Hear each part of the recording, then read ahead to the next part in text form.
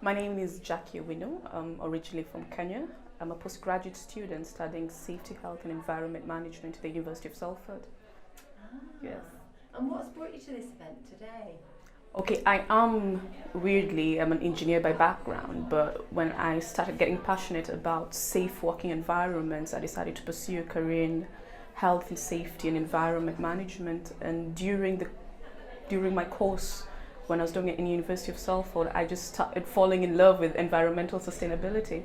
So it is something I'm looking to focus at dissertation level towards my PhD and even towards my career prospects.